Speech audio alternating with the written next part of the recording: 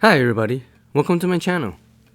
In this video, we'll be talking about the Tulare Lake in Central California. Please remember to like and subscribe. Now let's go right into it. Fact 1. A phantom lake. The Tulare Lake is one of the most interesting lakes in the world. Located in the Central California San Joaquin Valley, the lake technically does not exist. You won't see it on a map, and in fact most of the time it simply does not exist. The area where it's supposed to be is farmland and some roads and some canals. However, it's called a phantom lake, or the lake that won't die, is because it does come back to life. During periods of heavy rain or heavy snow in the Sierra Nevada, the lake resurges and becomes a real lake again from all the water drainage issues that's in the region. Where the lake is now is a sunken area that's about 5 to 10 feet below the other areas around it, because it used to be a lake. And so when there's massive runoff of water from rain and snow melting, this area fills up like a puddle, and the Tulare Lake comes back alive, comes back from the dead. It's very interesting. I call it a zombie lake. Now let's get into the next fact. Fact 2. Had islands. The Tulare Lake was not always a phantom lake.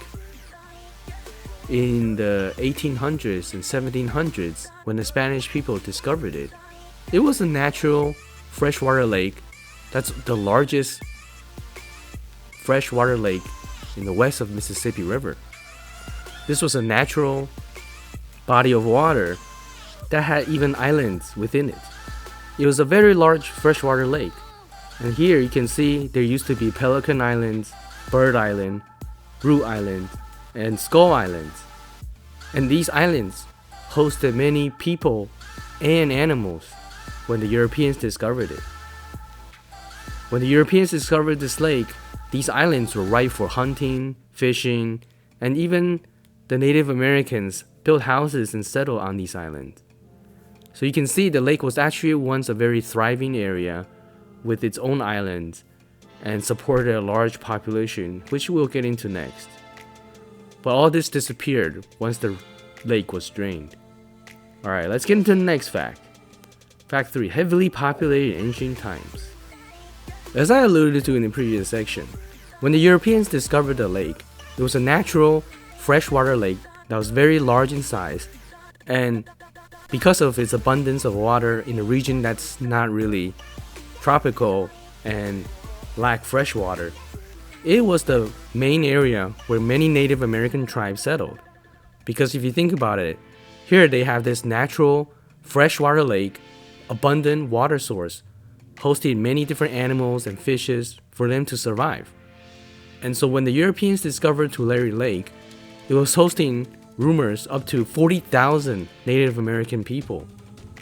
This was the lifeblood of these people and an important area for them to survive with.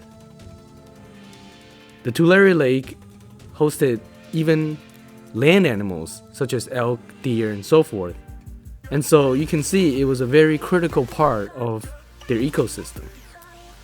The Native Americans probably would never imagine the Tulare Lake today will be completely drained and only comes back during heavy rain periods or snow melt periods. Because of the significant water and the flora and fauna that the lake hosted, the Tulare Lake was a very important lake and a natural body of water that was necessary for the survival of the Native Americans in the area, and they thrived. Alright, let's get into the next fact. Fact 4. A seaplane base. Did you know that in World War II, the Tulare Lake was not drained, it was still massive, and it was actually a secondary auxiliary seaplane base for the Naval Air Station Alameda in the San Francisco Bay Area. The fact that the Tulare Lake was an alternate landing site for the seaplanes that are training or flying around in their missions from the Naval Air Station Alameda meant that the Tulare Lake really indeed was a very large body of water, calm enough to host seaplanes to land and take off from, and also deep enough. This really means that the Tulare Lake was once very large in size, enabling seaplanes, or the naval seaplanes of World War II, to use it as an alternate landing field. However, history shows that it was really never used. It was only designated as an alternate landing area in case, for example, something went wrong in the San Francisco Bay Area in terms of weather or equipment failure and so forth. And really more of an emergency landing area rather than an actual practice zone. Majority of the seaplanes still flew in and out of the San Francisco Bay Area in Alameda. Alright, let's get into the next fact. Fact 5. Unintended drying. Going back to the first section, we've mentioned that the Tulare Lake is a phantom lake or a zombie lake, that it just won't die. However, its death was not intended. When the Europeans encountered the lake, they didn't intend to drain it. And there are various photos of Europeans using the lake for recreation and fishing and hunting and so forth. However, as the population grew and settled more and more people in the region, and because the crops needed water, people began building canals and drainage from the lake to water their crops and for their use for other agricultural needs. And because of that, that is how the Tulare Lake unintentionally began slowly drying up and ultimately completely vanished, and allowing people to settle new cities and draw new crop fields over it.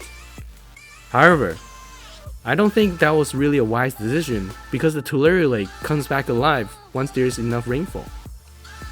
Throughout the 20th century, there are many instances of sporadic years of heavy rainfall or heavy snowmelt that forces the lake to re-emerge and submerge a lot of crops and cities with it. And so I think that area really should be redesignated as a lake, and people really shouldn't be growing crops or settling there, because every once in a while, everything they own will be completely flooded. Alright, that's it for my video today. Thank you so much for watching.